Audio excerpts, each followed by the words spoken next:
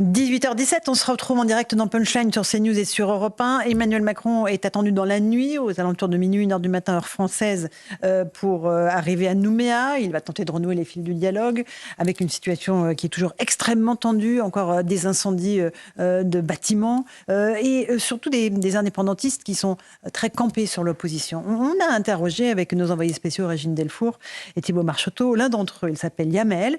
Il affirme que les jeunes, sur les barrages, sur les routes, sont prêts à tout pour ce qu'ils appellent leur pays. Écoutez les mots employés. Le dégel du corps électoral, ce n'est pas un discours de maintenant. C'est depuis. On les a prévenus depuis pas mal de temps déjà.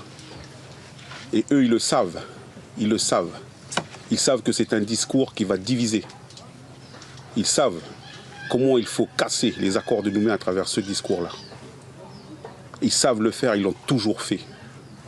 Et aujourd'hui, nous disons non, non, ça ne va pas continuer comme ça. Ben vous voyez là, vous voyez tout ce qu'il y a là, vous entendez? Et ben tous ces jeunes-là, eh ben ils sont prêts pour leur pays. On ne peut pas nous enlever ça, on ne peut pas. On a trop vu, tout ce que vous voyez là, tous les gens, ce sont déjà des survivants. Voilà, des survivants pour cet indépendantiste Yamel, interrogé par l'AFP. Vincent Hervouet, on se dit que le président Macron, ça ne va pas être très simple quand même, cette mission qu'il tente. C'est un coup de poker ou pas? Ah oui, c'est un vrai pari. Mais en même temps, c'est un petit peu comme la scène qu'on vient de voir là, dans la cour de la prison. On a l'impression de rejouer une scène déjà vue. Ça rappelle Mitterrand, vous savez, qui était allé en janvier 85. Alors, 85. Ouais. Et ça n'avait d'ailleurs servi absolument à rien. Il avait prévenu la veille, c'était une visite surprise. Il allait pour dénouer. On se rappelle que 3 ans après, il y a eu UVA. Alors il y a un côté président Zorro. Je me précipite sur la ligne et je vais tout faire tout seul. Moi, je suis absolument épaté. C'est courageux ou pas? C'est pas courageux pour vous? Ah, mais c'est pas une histoire de courage. Si, il va essayer de faire quelque chose, mais et peut-être après tout que ça marchera, j'espère d'ailleurs. Mais il y a quelque chose, je suis quand même absolument ébahi par la confiance en lui, absolument inébranlable de ce chef de l'État. Je le trouve incroyable. Il est c'est ce que disait Eric Revel tout à l'heure. Tout seul, il est sur la scène et il ne s'en lasse pas et il a confiance vraiment dans sa parole magique qui va dénouer les Calédoniens, les Kanaks. Oui, on vient de les entendre. Ils sont très déterminés. La réalité, là, vous savez, elle est drôlement réel, solide, c'est quand on drôlement se cogne, épaisse. effectivement. Elle est lourde. Geoffroy Lejeune et après Nicolas Bavrez. Un président de la République qui était décrit par certains membres de son entourage au début de son mandat comme un roi thaumaturge. Et des gens le pensaient vraiment. C'est-à-dire, c'était vraiment écrit comme ça dans un long portrait que Le Monde lui avait consacré.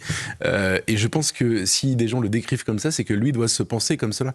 Il doit penser sérieusement que son propre génie peut permettre de surmonter des situations qui sont insurmontables. En tout cas, les revendications qu'on a entendues dans la bouche de ce militant et la nécessité de rétablir l'ordre sur l'île, je pense que c'est pas compatible. Donc en fait, je m'attends moi à un exercice de en même temps un peu narcissique, dont je ne sais pas s'il pourra résoudre ce problème. Après, je ne sais pas que Emmanuel Macron, c'est l'île, comment on fait pour continuer à vivre ensemble? Mais on paye. On paye, oui. Voilà, toujours, la République va payer. Ça va être un voyage très cher.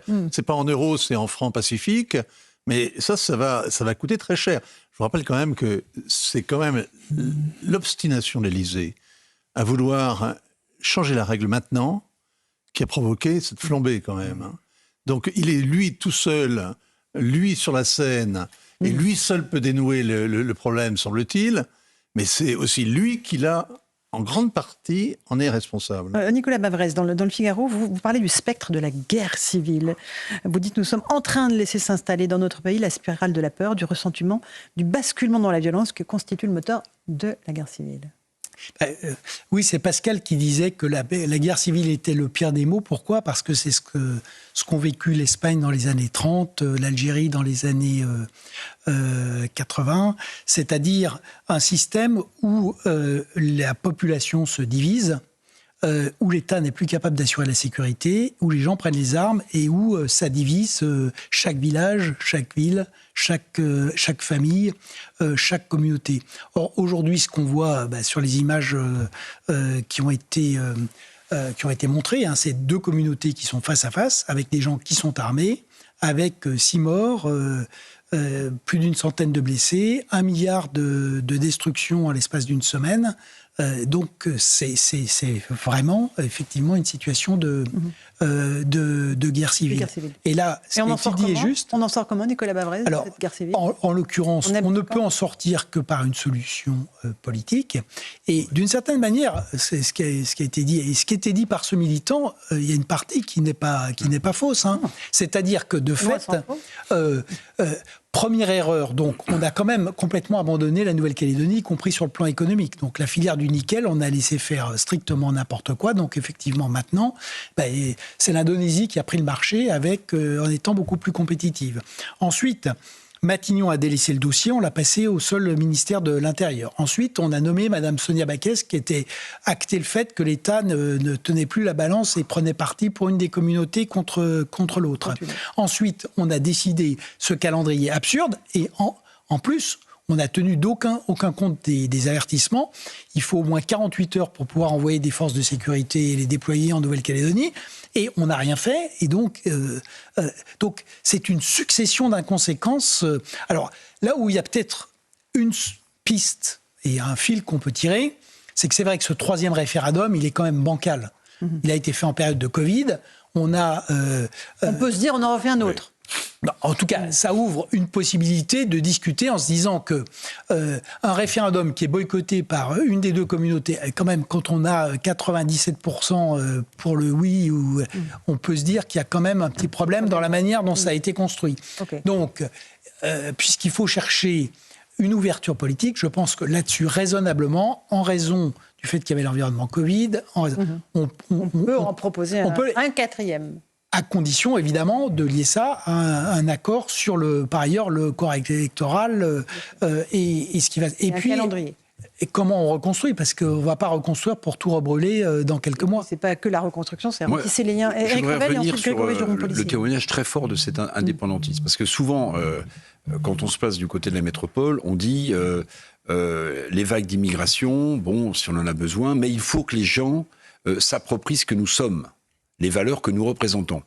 Et bien de la même manière, je trouve que ce qu'il dit en creux ou même de manière assez forte, cet indépendantiste, c'est qu'en fait, un voyage éclair, c'est ne rien comprendre sur le fond à ce que représente le peuple kanak. Justement, où le peuple kanak est un peuple qui travaille en communauté, qui a des relations à la hiérarchie particulière et qui prend son temps. Eh bien, je vais vous dire, si on doit appliquer ce qu'on souhaite que ceux qui viennent en France s'appliquent à eux-mêmes en respectant nos valeurs, il faut absolument qu'on respecte dans toutes ces négociations ce que sont les Kanaks. Or, pardonnez-moi, mais faire un voyage de 24 heures, c'est précisément, à mon sens, ne pas comprendre ce qu'est la culture kanak. Un mot de Grégory Joron sur la situation pour les policiers, les gendarmes qui ont payé un lourd tribut, pompiers, tous les services de sécurité sont sous haute tension. Vous m'aviez dit que vos collègues se font tirer dessus tous les jours, quasiment ? Oui, très clairement. Sur les barrages, on envoie en plus des renforts quasiment pareils, qui sont en attente sur la base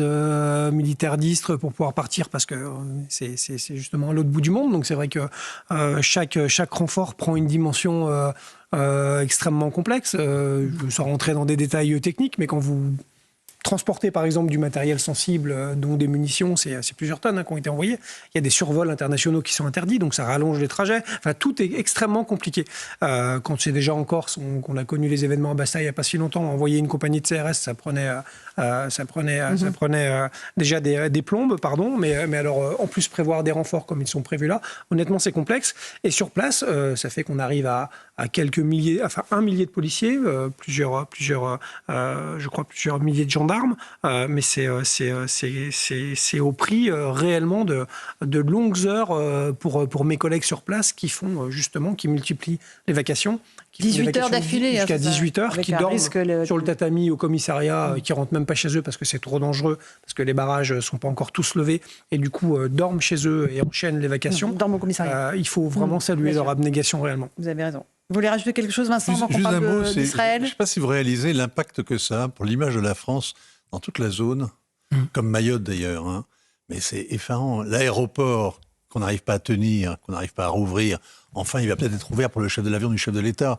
Vous avez 3200 ou 3500... Il vaut mieux qu'il soit ouvert, quand même. Ils sont coincés depuis 10 jours, 9 jours entiers. Non, il y a des avions qui ont commencé à décoller, non? Voilà, il y a un C-130 australien qui a pu se poser sur une petite base à côté. Et récupérer ses ressortissants. Et vous savez, c'est les pays de chaos. Aujourd'hui, on a pu rouvrir l'aéroport à Port-au-Prince après quelques mois de fermeture, un État totalement failli. Et là, on peut rouvrir l'aéroport peut-être ce soir de Nouméa. Très mauvais pour vous, très mauvais. Nicolas Babrez, d'accord avec ça? Oui, et pour rappeler également que l'autre impact, c'est que derrière cette crise, on a aussi des États qui sont des États ennemis et qui en profitent, puisque on sait qu'il y a entre guillemets le club de Bakou, mais il va de soi que derrière le club de Bakou, en fait, on trouve Vladimir Poutine et la Russie de Poutine. Et que par ailleurs, la Chine, de son côté, est aussi en attente de déstabiliser ce territoire, qui est un des rares territoires où l'économie n'était pas tenue par les Chinois, et où, par ailleurs, c'est un point d'appui français qu'elle serait très heureuse de voir disparaître. Et si la Chine devait prendre le contrôle de la Nouvelle-Calédonie, c'est vraiment... pour l'Australie et la Nouvelle-Zélande, une très très mauvaise nouvelle. Donc on a aussi cette dimension internationale qui est présente. Votre livre, Nicolas Bavrez, c'est Démocratie contre empire autoritaire. La liberté est un combat aux éditions de l'Observatoire. Vous restez avec nous tout de suite, le rappel des titres de l'actualité de 18h30 avec Barbara Durand. Barbara.